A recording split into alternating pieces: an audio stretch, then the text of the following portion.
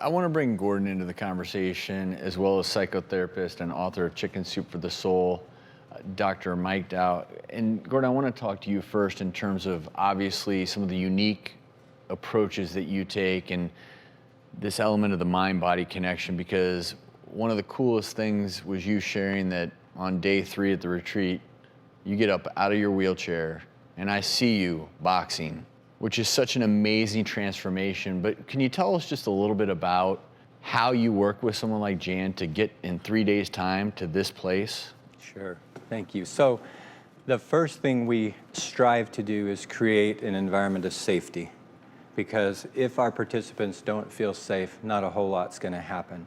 Because survivors, they have their antenna up more almost than anybody. And so our role at the foundation, we are to help them reclaim their power. Because what childhood sexual abuse or adolescent sexual abuse does is takes a person's power away. And then it gets stuck and stored more in the limbic part of the brain, our survival part of the brain, and in the body.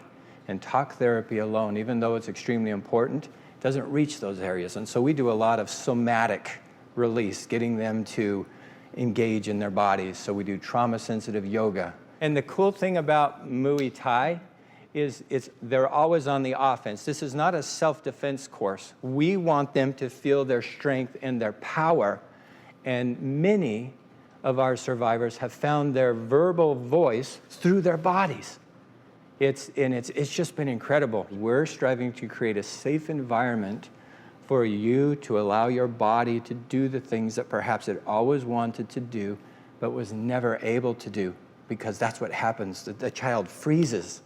You know, there's fight, flight, freeze. But with childhood sexual abuse, that's what they do, is freeze, because they can't really fight back, because most of the perpetration comes from those who they know.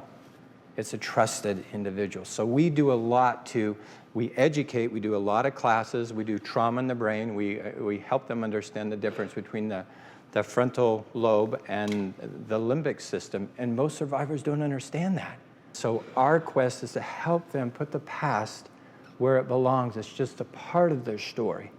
And so we love a metaphor we use also to get their hands engaged. It's called kintsugi. It's a Japanese art form of taking broken pottery and then putting it back together with gold, kind of drawing on the statement by Ernest Hemingway that says the world breaks everyone, and then afterwards many become strong in the broken places.